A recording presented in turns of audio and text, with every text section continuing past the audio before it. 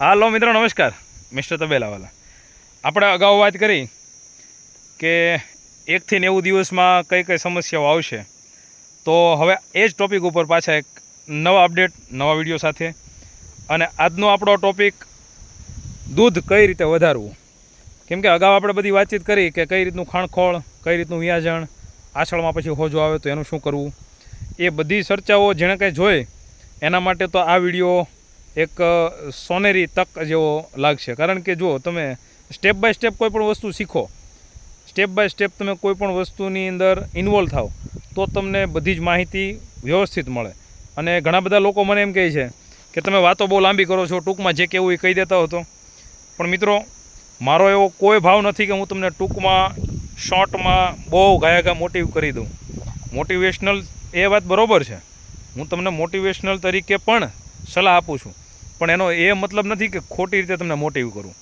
મારો હંમેશા એક જ મતલબ છે કે તમે જે કાંઈ પણ ધંધાની અંદર હોવ, તમે જે ધંધો કરવા માંગતા હો એ ધંધાની અંદર તમે આવો એટલે તમે સ્ટેપ બાય સ્ટેપ બધી વસ્તુ શીખો.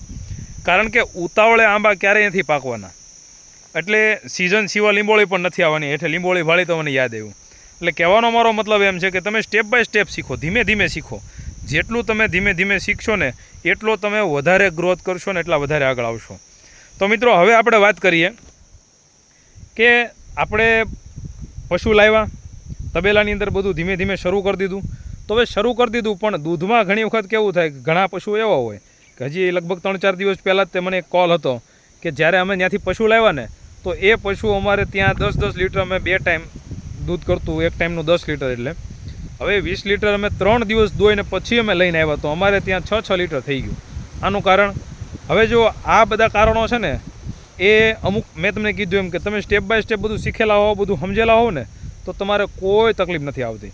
પણ જો તમે ઉતાવળા છો, તમને ઘાયાઘા બધું શીખી લેવું છે, ઘાયાઘા બધું જોઈ લેવું છે, ઘાયાઘા દૂધ લઈ લેવું છે, તો તકલીફ છે. અને આ પ્રોબ્લેમ જેને આવી હતી એ વ્યક્તિને મેં બધી જે કાંઈ પણ મારી રીતે થઈ એ બધી ગાઈડલાઈન આપી. અને એની સાથે આ ઉદાહરણ સાથે તમને એ માટે કહું છું કે તમારે પણ ભવિષ્યમાં જો આવું કાંઈ પ્રોબ્લેમ આવ્યો હોય તો એ તમને બધી વસ્તુની માહિતી રહે. હવે મિત્રો, દૂધ વધારવા વિશેની વાત કરીએ તો શરૂઆત જ્યારે ગાય અથવા ભેંસ વિયાણી અને એ વિયાણાના 15 દિવસ તમે સારી એવી સારવાર કરી છે ને તો પછી તમારે દૂધ વધારવા પાછળ મહેનત નહીં કરવી પડે.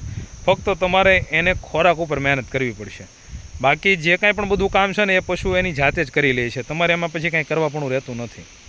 હવે વાત કરીએ બીજી કે માનો કે તમે પશુ બીજી જગ્યા પરથી લાવ્યા છો, કોઈ એવી જગ્યા પરથી લાવ્યા છો કે જે તમારી જગ્યાથી 200-300 કિલોમીટર કે 500 કિલોમીટર દૂરથી અથવા તો નજીકથી પણ લાવ્યા છો, હાલો ને, અને ત્યાં તમે દોઈને લાવ્યા છો, છતાં પણ અહીંયા આવીને તમારે પશુમાં દૂધ ઘટી ગયું છે. તો એનું કારણ શું? તો એનું બીજું કોઈ જ કારણ નહીં. એના મુખ્ય 3 કારણ. એક, જગ્યા જમીન બદલી. બીજું, પાણી અને ખોરાક બદલો. અને ત્રીજું, જે પણ વ્યક્તિ એને દોતો અથવા તો જે પણ વ્યક્તિએ હાંચવી એ વ્યક્તિ બદલો. આ 3 વસ્તુ મુખ્ય આની અંદર ભૂમિકા ભજવે છે. હવે જમીન અને જગ્યા જે છે એ પશુને સેટ થતાં 3 દિવસની વાર લાગે. એ 3 દિવસની અંદર પશુને ખ્યાલ આવી જાય છે કે હવે મારી જમીન જગ્યા આ છે. એટલે 3 દિવસનો જે કાંઈ પણ સમય છે એ તમારે પશુ તમને થોડું ઘણું ડિસ્ટર્બ કરે. બીજા નંબરની અંદર પાણી અને નીણ. તો ઘણી વખત કેવું થાય કે ત્યાં તમે જ્યારે પણ લેવા ગયા હો ને ત્યારે તમે ફક્ત પશુને જોયું હોય, એનું આછળ કેવું છે, એના અડર કેવું છે, કેટલું દૂધ છે, બધી એવી પૂછપરછ કરી હોય. પણ ક્યારેય તમે એ પૂછપરછ નથી કરતા કે તમે આના ખોરાકમાં શું આપો છો, દિવસનો કેટલો ખોરાક આપો છો, તમારી આની ડાયટ કઈ રીતની છે. જો તમે હકીકતે પશુપાલન વ્યવસ્થિત ને ચોખ્ખાઈપણે કરવા માંગતા હો તો તમારે એ વસ્તુ પણ સાથે સાથે ડિસ્કસ કરવી પડશે, પૂછપરછ કરવી પડશે કે તમે આને ખાણખોળમાં શું આપો છો, આખા દિવસમાં કેટલી નીણ કરો છો, ક્યારે નીણ કરો છો, પાણી કેટલી વાર પાવો છો. અને જ્યારે પણ તમે પશુની કિંમતમાં એક વાતચીત થઈ ગઈ, ફાઇનલ થઈ ગઈ, પછી આ બધા પ્રશ્નો પૂછો.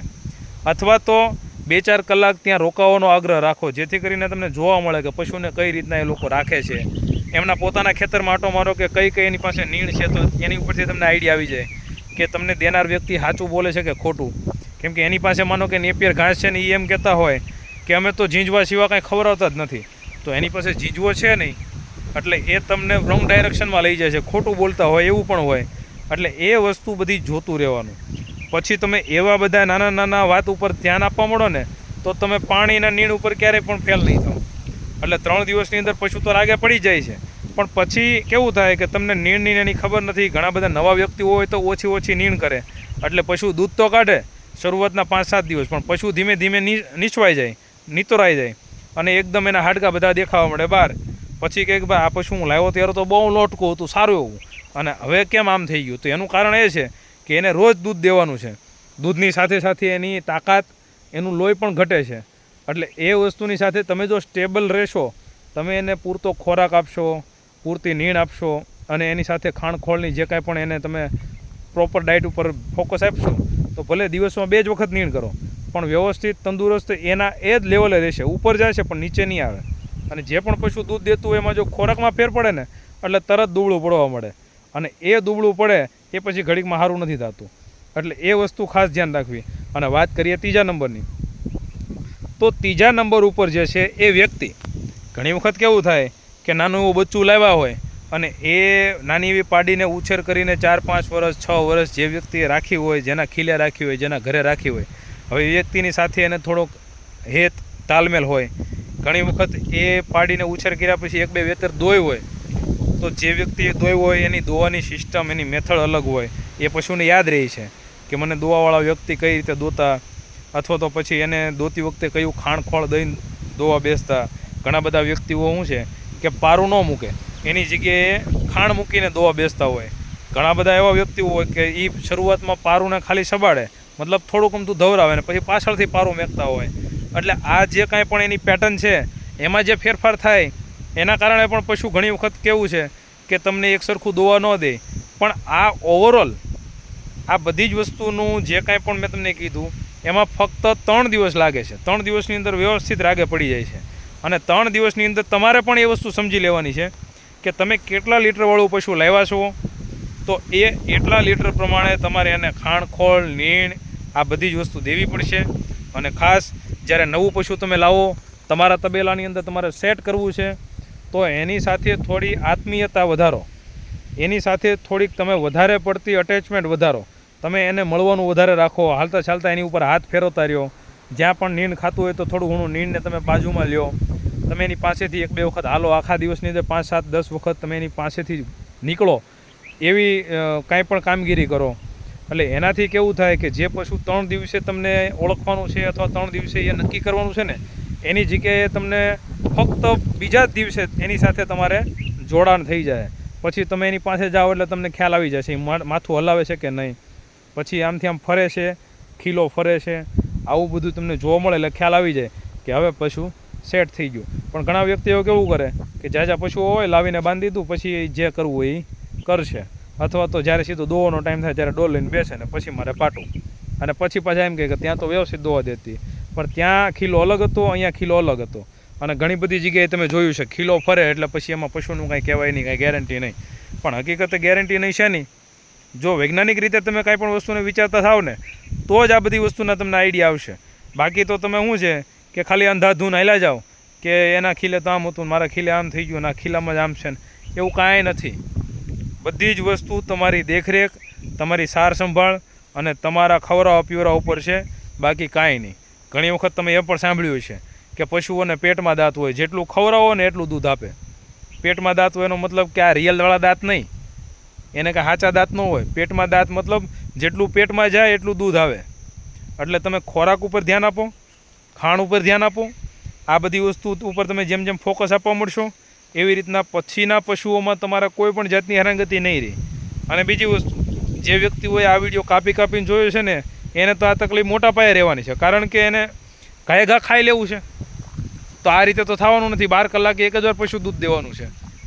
કારણ કે જેને એટલી બધી ઉતાવળ છે કે વિડીયો પણ એક સાથે નથી જોવો, સમજણ પણ એક સાથે નથી જોતી, એવા વ્યક્તિઓને તમે ગમે એટલું સમજાવો, છેલ્લે એ નુકસાનીમાં જ જવાના છે.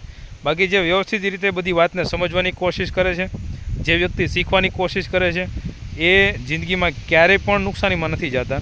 અને નુકસાનીમાં કદાચ આવી પણ જાય બાય ચાન્સ કોઈ પણ કારણોસર, તો ટૂંક સમયની અંદર પાછા એમાંથી ઉભરી જાય છે. ચાલો મિત્રો, મળીએ કંઈક નવા ટોપિક, નવા વિડીયો સાથે. જો તમારા મનમાં કાંઈ પ્રશ્ન હોય અને તમને એવું લાગતું હોય કે કોઈ ટોપિક ઉપર વાત કરવા જેવી છે, અથવા એ ટોપિક ઉપર તમારે સમજવા જેવું કાંઈ મુદ્દો છે તો મને કમેન્ટ કરજો.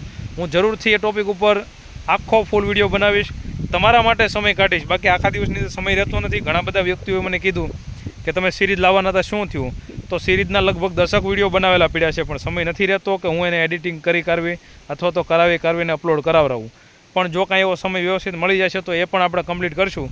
ચાલો મળીએ કંઈક નવા વિડીયો નવા ટૉપિક સાથે. ત્યાં સુધી રજા આપો. બાય.